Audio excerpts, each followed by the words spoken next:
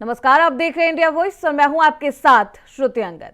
Bulletin की करेंगे शुरुआत। अयोध्या से बड़ी खबर सामने आ रही है। अयोध्या दौरे पर है सीएम योगी आदित्यनाथ। मिल्कीपुर जाएंगे सीएम योगी। 11 बजे मिल्कीपुर पहुंचेंगे सीएम योगी आदित्यनाथ। आचार्य नरेंद्र देव कृषि विश्वविद्यालय में करेंगे कार्यक्रम। कार्यकर्ताओं से संवाद करेंगे सीएम योगी। मिल्कीपुर उपचुनाव तैयारी को लेकर ये बेहद अहम दौरा। अयोध्या धाम पहुंचने की भी उम्मीद है। सीएम कर सकते हैं रामलला के दर्शन। हनुमानगढ़ी जाने की भी संभावनाएं जताई जा रही है।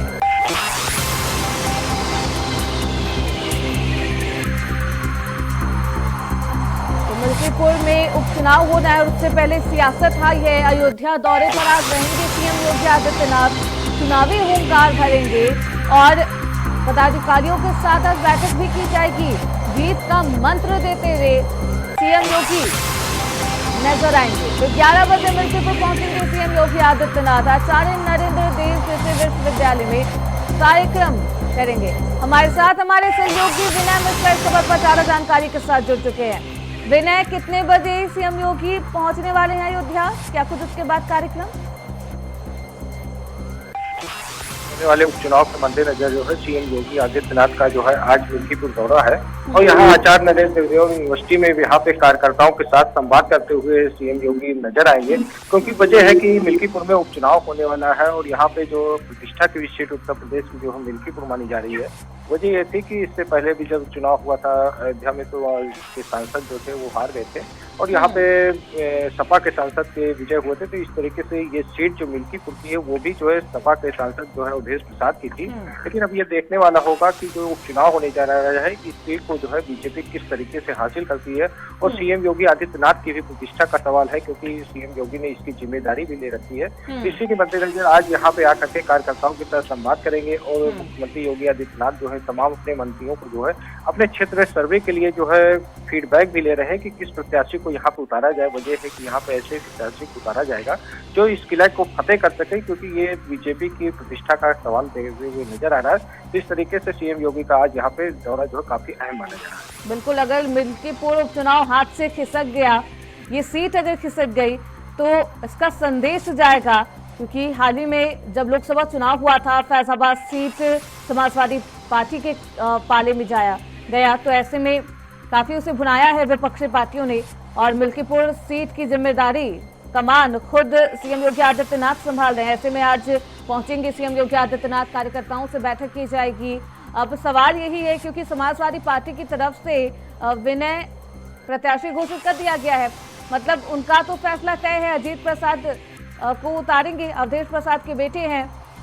बीजेपी किससे उतार सकती है?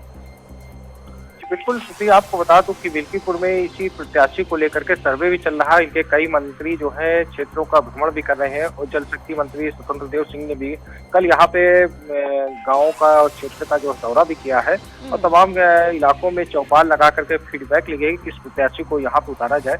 और वही माना जा रहा है कि यहाँ पे जो 10 लोगों की लिस्ट गई है उसमें जो है कई लोगों के नाम अहम चर्चे में भी चल रहे हैं। गोरखनाथ है जो पूर्व विधायक थे और इस तरीके से चंद्रभान पासवान है और दिनेश रावत है।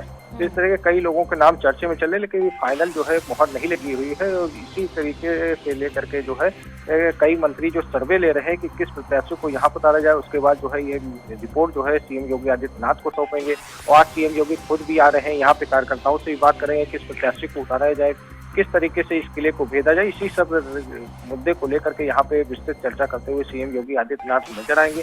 और फिर 11 बजे करीब में जो यहाँ पे पहुंच करके जो सीधे नरेंद्र देव यूनिवर्सिटी में पहुंच करके कार्यक्रम को संबोधित भी करेंगे। उसके बाद माना जा रहा है कि हो सकता है रामलला और हनुमानगढ़ी का भी दर्शन सीएम योगी आदित्यनाथ यहाँ पे कर सकते हैं। लेकिन मौसम जो है आज यहाँ पे खराब है, काफी कोहरा भी छाया हुआ है। इसकी वजह से लग रहा है कि मुख्यमंत्री योगी आदित्यनाथ का कार्यक्रम जो है थोड़ा डिले भी माना जा सकता है। तो लगभग 11:30 या 12 बजे के करीब में सीएम योगी आदित्यनाथ यहाँ पहुंच सकते हैं। यानी कि 12 बजे के करीब सीएम योगी आदित्यनाथ अयोध्या पहुंचेंगे, कार्यकर्ताओं से संवाद करेंगे। और मिल्कीपुर वो सीट जो भाजपा के लिए साख और नाक का सवाल है।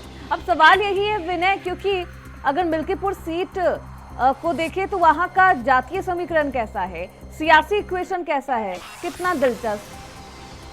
जी बिल्कुल श्रुति, आपको बता दूं कि जातीय समीकरण की अगर बात किया जाए तो यहाँ पे बैकवर्ड और एससी की ज्यादा संख्या में पाए जाते हैं और इन्हीं दोनों मतदाताओं को रिझाने के लिए जो है सीएम योगी है और उनके मंत्री लगे हुए हैं, कार्यकर्ताओं से मिल रहे हैं, आम जनता से मिल रहे हैं और जो बैकवर्ड क्लास के लोग हैं और एससी के लोग हैं उनसे भी संवाद यहाँ पर स्थापित कर रहे हैं, उनका भी फीडबैक लग रहे हैं, क्योंकि तमाम ऐसे प्रत्याशी हैं जो क्षेत्र में दावा भी कर रहे हैं कि टिकट हमको दिया जाए, जीत हासिल करेंगे। लेकिन जीत टिकट देना तो ठीक है, लेकिन कौन इस किले को फतेह करेगा, सबसे अहम तो बीजेपी के लिए ये होगी और कार्यकर्ताओं को भी नाखुश नहीं करना है, क्योंकि नाखुशी हो जाएगी तो जिसका खामियाजा भी जल्द देखने को भी मिला है। तो इस तरीके से सीएम योगी जो है तमाम तरीके के फीडबैक लेने के बाद यहाँ पे प्रत्याशियों का चयन करेंगे और ये माना जा रहा है जल्द ही यहाँ पे प्रत्याशियों की घोषणा की जाएगी और सूत्रों के अगर माने तो 15 जनवरी के बाद जो आचार संहिता कभी भी लग सकती है। तो ऐसे में ये जो सीएम योगी का दौरा है वो इसी मद्देनजर देखा जा रहा है कि हो सकता है कि आचार संहिता लग जाए, तो इसी वजह से जो है आज आकर के कार्यकर्ताओं से संवाद करेंगे और जल्द ही जो प्रत्याशियों की भी यहाँ पे घोषणा कर दी जाएगी। बिल्कुल, अब ऐसे में प्रतिष्ठा का सवाल ये सीट, और बीजेपी कमर कस चुकी है इस सीट को फतेह करने के लिए, लेकिन सवाल ये है क्योंकि जिस तरीके से राम मंदिर बनने के बावजूद विनय हमने देखा लोकसभा चुनाव में अयोध्या की फैजाबाद सीट भाजपा के हाथ से निकल गई, तो ऐसे में मिल्कीपुर सीट पर जीत अब तय मानी जाए या फिर जीत के लिए संघर्ष करती हुई भाजपा नजर आएगी? क्या कुछ चुनौती है बीजेपी के सामने मिल्कीपुर सीट के लिए खास तौर पर? जी बिल्कुल सुखी, आपको बता दूं कि यहाँ पे मिल्कीपुर सीट के लिए जो चुनौती काफी महत्वपूर्ण है यहाँ पे, और जिस तरीके से प्रदेश अध्यक्ष बीजेपी के भूपेन्द्र चौधरी ने भी यहाँ पे रणनीति तैयार कर रखी है, अपने मंडल पदाधिकारी हैं और जो क्षेत्र के कार्यकर्ता हैं उनसे भी उन्होंने आकर के खुद भी संवाद किया था कि जो कमियां हुई हैं उस कमियों को दूर किया जाए और कार्यकर्ताओं की जो भी समस्या है उसको प्रमुखता से अधिकारी सुनेंगे। इस तरीके से जो चूक की है बीजेपी ने, अब वो दोबारा चूक नहीं करना चाहती है। इसी के मद्देनजर अपने सभी मंत्रियों को यहाँ पे भेज भी रखा है कि किसी भी प्रकार के कार्यकर्ताओं को नाखुश भी न किया जाए और आम जनता की जो भी समस्या है उसको प्रमुखता से उठा करके उस समस्या को भी दूर किया जाए। क्योंकि जिस तरीके से राम मंदिर बनने के बावजूद और अयोध्या में जो है विकास की गंगा भी बह रही है, तमाम ऐसे विकास हुए हैं, उसके बावजूद जो है बीजेपी के यहाँ से हार जाना जो है अपने आप में बड़ा सवाल खड़ा करता है। तो इसी को लेकर के समीक्षा बैठक भी की थी, सीएम योगी ने खुद की थी और भाजपा के प्रदेश अध्यक्ष भूपेन्द्र चौधरी ने भी सभी प्रदेश के जिला अध्यक्षों के साथ बैठक की थी कि आखिर ये चूक कैसे हुई, क्योंकि जो बीजेपी की भीड़ थी वो अयोध्या ही थी, उसके बावजूद अयोध्या का सीट हार जाना जो है बेहद जो है शर्मनाक महसूस हुआ जा रहा है। और ये मिल्कीपुर भी सीट है, अगर मिल्कीपुर सीट नहीं निकाल पाती है तो बीजेपी के लिए काफी दिक्कतों का सामना करना पड़ेगा, क्योंकि आने वाले दिनों में 2027 का भी चुनाव लगा हुआ है। तो इसका असर काफी बड़ा देखने को मिलेगा। इस वजह से जो है यहाँ पे बीजेपी किसी प्रकार का चूक भी नहीं करेगी, प्रत्याशियों को चयन से लेकर के चाहे कार्यकर्ताओं को लेकर बीजेपी बिल्कुल नहीं चाहती कि इस बार कोई चूक हो जाए, और ऐसे में भाजपा की तरफ से तमाम तैयारियां की जा रही है। सीएम योगी आदित्यनाथ खुद आएंगे, अधिकारियों कार्यकर्ताओं के साथ बैठक की जाएगी और पदाधिकारियों और कार्यकर्ताओं को जीत का मंत्र भी देंगे। बहुत शुक्रिया विनय आपका इन तमाम जानकारियों के लिए। तो सीएम आज कार्यकर्ताओं में दम भरते हुए नजर आएंगे। अयोध्या की मिल्कीपुर सीट बीजेपी के लिए साख और नाक का सवाल। वहीं दिल्ली विधानसभा चुनाव को लेकर आज बीजेपी की बैठक होगी। इस बैठक के लिए दोपहर 3 बजे का समय तय किया गया है। इस बैठक में राष्ट्रीय संगठन महामंत्री बीएल संतोष, प्रदेश अध्यक्ष वीरेंद्र सचदेवा, प्रदेश संगठन महामंत्री पवन राणा, राष्ट्रीय महामंत्री तरुण चुग, चुनावी प्रभारी जयपांडा शामिल होंगे। इस बैठक में दिल्ली विधानसभा चुनाव की राजनीति पर चर्चा होगी। बीजेपी इस चुनाव को जीतने के लिए पूरी तरह से प्लानिंग कर सकती है। दिल्ली विधानसभा का चुनाव भाजपा के लिए काफी अहम, क्योंकि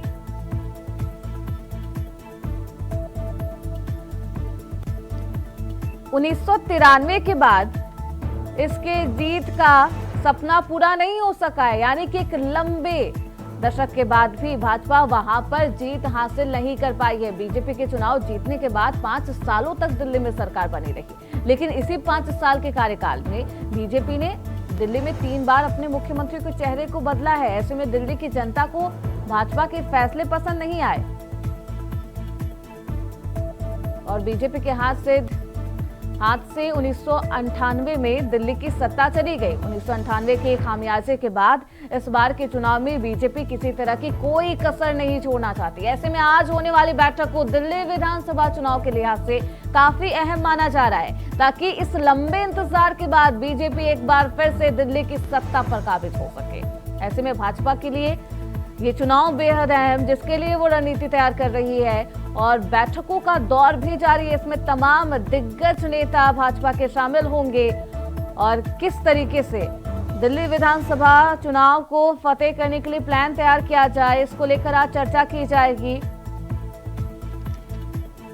तो चुनाव की रणनीति पर आज चर्चा होनी है। वहीं कांग्रेस 18 जनवरी से प्रदेश में किसान मजदूर सम्मान एवं न्याय यात्रा निकालेगी। कांग्रेस यूपी में किसान मजदूर सम्मान और न्याय यात्रा निकालेगी, जिसके जरिए एमएसपी के कानूनी गारंटी, लागत बोर्ड का गठन, किसानों की कर्ज माफी आदि मुद्दे उठाए जाएंगे। यात्रा के बाद सभी 75 जिलों के 2,22,500 किसान योद्धाओं का सम्मेलन होगा।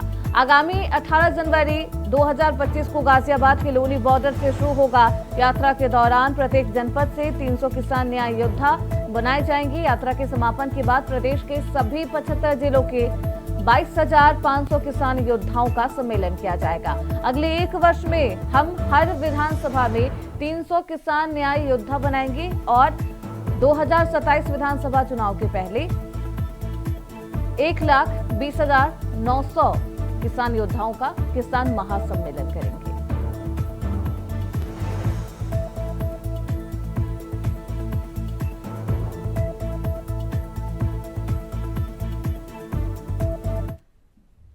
तो वहीं जौनपुर से बड़ी खबर सामने आ रही है। अटाला मस्जिद मामले की सुनवाई होगी आज। जौनपुर जिला जज की अदालत में सुनवाई होनी है। मुस्लिम पक्ष ने जिला अदालत में की है अपील। जिला जज की अदालत में आज सुनवाई होनी है। मस्जिद मंदिर विवाद मामले पर होनी है सुनवाई। दोपहर बाद कोर्ट सुन सकता है दलीलें। स्वराज वाहिनी ने अटाला मंदिर होने का दावा किया है। मुस्लिम पक्ष को फैसले से आपत्ति है, जिसे लेकर आज सुनवाई होनी है। दोपहर बाद कोर्ट में सुनवाई हो सकती है। अटाला मस्जिद मामले में ये सुनवाई होनी है और इस सुनवाई को लेकर वहां पर प्रशासन भी हाई अलर्ट पर है। जिला जज कोर्ट में आज ही सुनवाई होनी है। मुस्लिम पक्ष फैसलों से खुश नहीं है, उसने आपत्ति जताई है, जिसको लेकर आज सुनवाई होगी। हमारे साथ हमारे सहयोगी विवेक कुमार जौनपुर से ज्यादा जानकारी के साथ जुड़ चुके हैं। विवेक, अटाला मस्जिद मामले में सुनवाई होनी है, कितने बजे ये सुनवाई होगी? और देखिए, आपको बता दूं कि इसकी सूची जो है मुस्लिम पक्ष सिविल कोर्ट के बाद जो है और 711 के तहत जिला कोर्ट में अपील की है। मुस्लिम पक्ष का दावा है कि ये मंदिर नहीं मस्जिद है, लेकिन वही हिंदू पक्ष की तरफ से जो है स्वराज वाहिनी एसोसिएशन का दावा यह है कि मंदिर को तोड़कर मस्जिद बनाया गया, क्योंकि कन्नौज के राजा विजय चंद्रा ने जो है मंदिर बनवाया था, मुगल काल में मस्जिद को तोड़ दिया गया। लेकिन आज जो है जिला कोर्ट में जो है दलीलें सुनी जाएगी दोनों तरफ से। हालांकि इससे पहले मस्जिद की सर्वे को लेकर जो है कोर्ट में जो है दाखिल की गई थी मामला। उसके बाद 16 दिसंबर को सुनवाई होनी थी, लेकिन जो है अगली तारीख जो है कोर्ट ने फैसले की सर्वे की जो सुनवाई थी 4 मार्च को मुकर्रर कर दिया था। लेकिन आज जो है अटाला मस्जिद मामले की सुनवाई जो है जिला कोर्ट में होनी है। दोपहर के बाद जो है दोनों पक्षों की दलीलें सुनी जाएगी थी। यानी कि दोपहर के बाद ये सुनवाई होनी है और दोनों पक्ष की दलील भी सुनी जाएगी। आज क्या कुछ होना है कोर्ट में? कौन कौन सी दलील मुस्लिम पक्ष के द्वारा आज पेश की जा सकती है और हिंदू पक्ष के द्वारा दी जाएगी?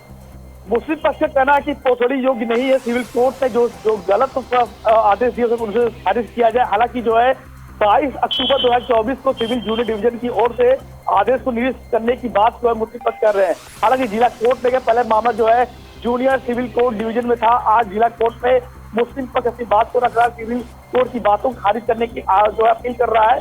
और दोनों देखने वाली बात होगी दोपहर के बाद जब दोनों पक्षों की तरफ से जो दलीलें पेश की जाएगी, जिला अदालत में क्या जो है उनके फैसले सुनने के बाद क्या फैसला आती है, क्या जो है आगे की कार्रवाई की जाती है, देखने वाली बात। लेकिन जिस तरह से दावा की जा रही है मंदिर को तोड़कर मस्जिद बना गया है, हिंदू पक्ष का तरफ से जो है स्वराज वाहिनी एसोसिएशन ने दावा किया है कि मंदिर को तोड़कर मस्जिद बनाया गया। कोई मुस्लिम पक्ष का दावा है कि ये मस्जिद से उनके पास जो है तमाम सबूतें हैं, वो जो है कोर्ट में पेश करेंगे।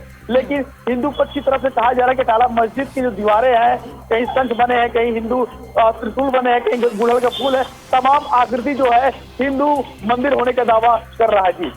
यानी कि वो तमाम दावे तो की जा रही है और आज सुनवाई भी होनी है। स्वराज वाहिनी ने अटाला मंदिर होने का दावा किया है उन दावे के आधार पर क्या कुछ सबूत भी कोर्ट में पेश किए गए हैं जिसके आधार पर ये दावे किए जा रहे हैं? और बिल्कुल जो है हिंदू पक्षी जो वकील है उनका कहना है कि मंदिर की दीवारें जो इमारतें खुद बोल रही है कि अब मस्जिद में मंदिर है, क्योंकि अब देखने वाली बात होगी अकाले की इमारत ही राज खोलेगी, मंदिर है कि मस्जिद। लेकिन सर्वे को लेकर जो फैसला आना था 16 दिसंबर को वो अब 4 मार्च को आएगा। अब देखने वाली बात होगी क्या जब सर्वे होगी, सर्वे में बात निकल क्या सामने आती, क्या वाकई में ये मंदिर है या मस्जिद, ये जो है कोर्ट के फैसले आने के बाद ही कहा जा सकता है। जी बिल्कुल, अब कोर्ट क्या कुछ फैसला सुनाता है देखना बेहद दिलचस्प होगा। दोपहर के बाद कोर्ट में सुनवाई होगी। बहुत शुक्रिया विवेक आपका इन तमाम जानकारी। तो जौनपुर जिला जज की अदालत में सुनवाई होनी है अटाला मस्जिद मंदिर विवाद, जिसको लेकर आज कोर्ट में सुनवाई होगी। मुस्लिम पक्ष और हिंदू पक्ष अपनी दलीलें पेश करता हुआ नजर आएगा।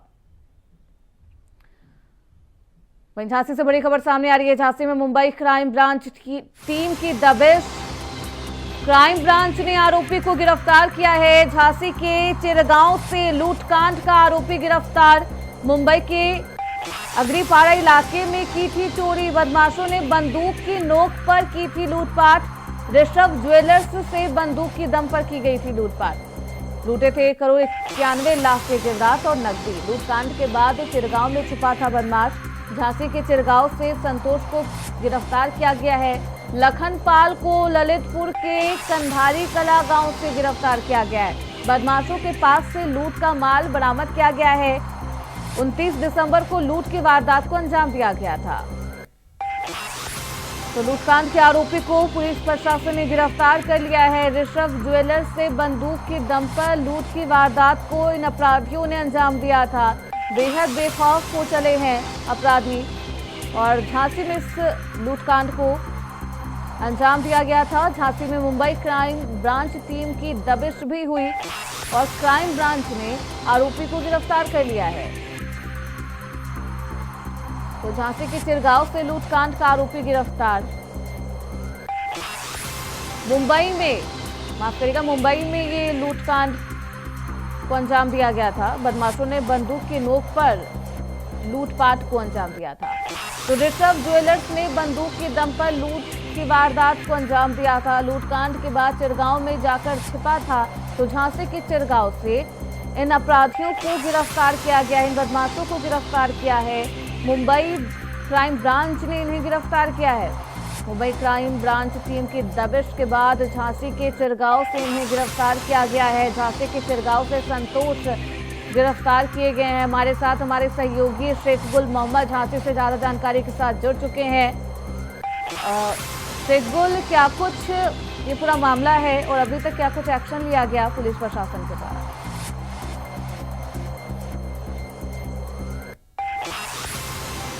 ऋषभ ज्वेलर्स की दुकान पर लूट की घटना दी थी, जिसमें उन्होंने बंदूक के बल पर उसके यहाँ से नकदी और जेवरात की लूट करी थी, जिसके बाद ये फरार हो गए थे।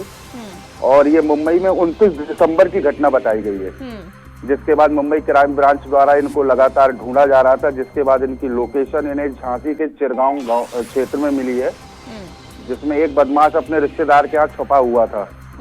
और वहीं इसका जो दूसरा साथी था वो झांसी से थोड़ा आगे ललितपुर में एक गांव में अपने रिश्तेदार के यहाँ छुपा हुआ था। दोनों ही लोगों को क्राइम ब्रांच द्वारा पकड़ लिया गया है और इनके पास से जो नकदी और जेवरात थे वो भी बरामद कर लिए गए हैं। तो क्राइम ब्रांच और मुंबई क्राइम ब्रांच को ये सफलता मिली है। ऐसे में सवाल यही है कि आखिरकार लोकेशन किस तरीके से ट्रेस किया गया और किस तरीके से जानकारी मिली कि ये दोनों बदमाश उत्तर प्रदेश में छिपे हैं? जहाँ तक सूत्रों के अनुसार ये जानकारी प्राप्त हो रही है कि इनके जो सीसीटीवी फुटेज निकाले गए थे वो उसमें मेन अहम रोल दिखाया गया है। वहीं इनके कुछ साथियों को वहां पर पूछताछ करी गई थी, जिनसे इनका नंबर मिला गया है और जिसके बाद मोबाइल इनकी जो लोकेशन थी वो लगातार ट्रेस की जा रही थी। और इसी को देखते हुए मुंबई क्राइम ब्रांच इतनी जल्दी सफलता तक पहुंच सकी और इनको लोकेट करके गिरफ्तार कर पाई है। झांसी के चिरगांव में मुंबई से लूटकांड को अंजाम देकर शेख गुल छिपे थे। क्या रिश्ता है इनका यहाँ पर, कहाँ पर छिपे थे और क्या उनसे भी पूछताछ की जा रही है जिनके घर में ये उतने दिनों तक पनाह लेकर बैठे थे? जी, जानकारी के अनुसार यहाँ पर इनके कोई दूर के रिश्तेदार रहते हैं, तो ये यहाँ पर बिना बताए ऐसी मिलने के लिए आए हुए थे और यहाँ रुक जाते हैं। और फिलहाल उनके परिवार के जिन लोगों के यहाँ ये रुके हुए थे उनको इस बारे में किसी भी चीज की जानकारी नहीं थी कि ये इतनी बड़ी लूट की घटना को अंजाम देकर यहाँ फरार होकर आए हैं। बहरहाल पुलिस ने सतर्कता के साथ इन दोनों ही आरोपियों को गिरफ्तार कर लिया और अपने साथ मुंबई ले गई है। बहुत शुक्रिया शेख गुल आपका इन तमाम जानकारी के लिए। तो लूटकांड में शामिल दोनों बदमाशों को मुंबई क्राइम ब्रांच की दबिश के बाद गिरफ्तार कर लिया गया है।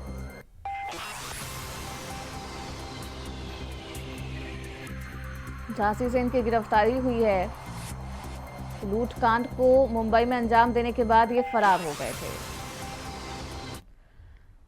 वहीं फिरोजाबाद में पुलिस ने हिस्ट्री शीटरों की क्लास लगा दी है और अपराधियों के से कान पकड़कर माफी मंगवाई है। कई थाना क्षेत्रों के हिस्ट्री शीटरों को थाने बुलाकर अपराध न करने की शपथ दिलाई गई है। कार्रवाई पुलिस की अपराधियों के खिलाफ सख्त अभियान का हिस्सा थी। अपराधियों से शांति बनाए रखने का भी वादा किया गया। तो पुलिस की कार्रवाई की गई है और अपराधियों की इस तरीके से क्लास लगाते हुए पुलिस प्रशासन नजर आए। थाने में बुलाकर उनसे शपथ दिलाई गई है ताकि वो दोबारा से भविष्य में किसी भी तरीके के अपराध में शामिल ना हो पाए। वहीं प्रधानमंत्री मोदी की ओर से भेजी गई चादर आज अजमेर में दरगाह में पेश की जाएगी। मोदी से मिली चादर लेकर केंद्रीय मंत्री किरेन रिजिजू ख्वाजा मोइनुद्दीन चिश्ती की दरगाह शरीफ पर पेश करेंगे।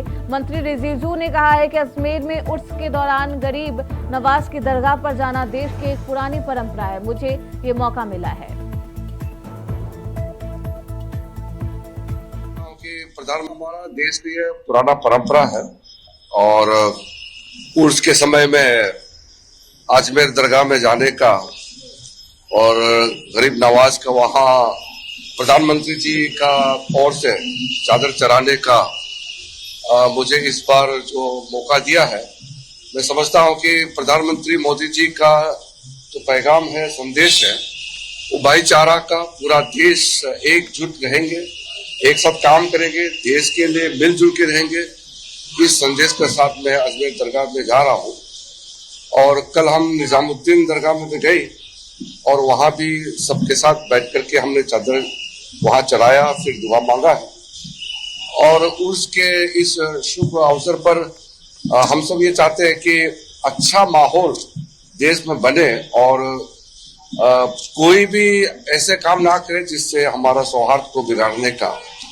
हमारा देश का पुराना परंपरा है कि हर एक वर्ग के लोग एक दूसरे के साथ मिलकर के आदान प्रदान हो और गरीब नवाज का वहां तो चाहे हिंदू हो, मुसलमान हो, बौद्ध हो, ईसाई हो, चाहे सिख हो, पारसी हो, जैन हो, सबका वहां खुला दरवाजा, सबके लिए वहां स्वागत है और सब जाते आए हैं। तो देश का जो प्रमुख, देश का नेतृत्व करने वाला प्रधानमंत्री जी का चादर लेकर के जाना वो विशेष एक परिस्थिति है, क्योंकि वो देश का बिहाफ से सरकार का मुखिया होने के नाते प्रधानमंत्री जी का संदेश और मैं उनके मंत्रिमंडल का साथी होने के नाते मैं जब आया है तो प्रधानमंत्री जी के संदेश को वहां पढ़ेंगे, हम बताएंगे। और फिर हम चाहते हैं कि अजमेर दरगाह के बारे में सब सुनते हैं। वही मथुरा से बड़ी खबर सामने आ रही है। मथुरा में कोहरे का कहर, बाईपास पर भीषण सड़क हादसा। गोवर्धन रोड पर कार और टेम्पो में जोरदार भिड़ंत, घने कोहरे के कारण हुआ बड़ा हादसा। कार और टेम्पो में सवार 6 लोग घायल, 3 लोगों की हालत बेहद गंभीर। गोवर्धन परिक्रमा के लिए जा रहे थे कार सवार। दुर्घटना के बाद यात्रियों में मचा है कोहराम। ग्रामीणों ने यात्रियों को बाहर निकाला है। पुलिस ने घायलों को अस्पताल में भर्ती करवा दिया है। मथुरा में शीतलहर का कहर बरकरार है। 2 दिन घने कोहरे में लिपटा है शहर। घने कोहरे के कारण यह हादसा हुआ है, जिसमें कई लोग गंभीर रूप से घायल हो गए हैं। बाईपास पर भीषण सड़क हादसा हुआ है।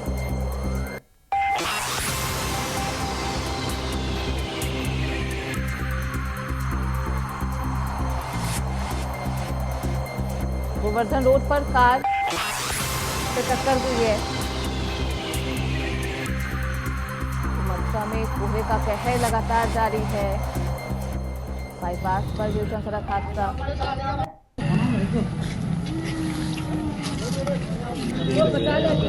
गोवर्धन रोड पर कार और टेम्पो में जोरदार टक्कर हुई है।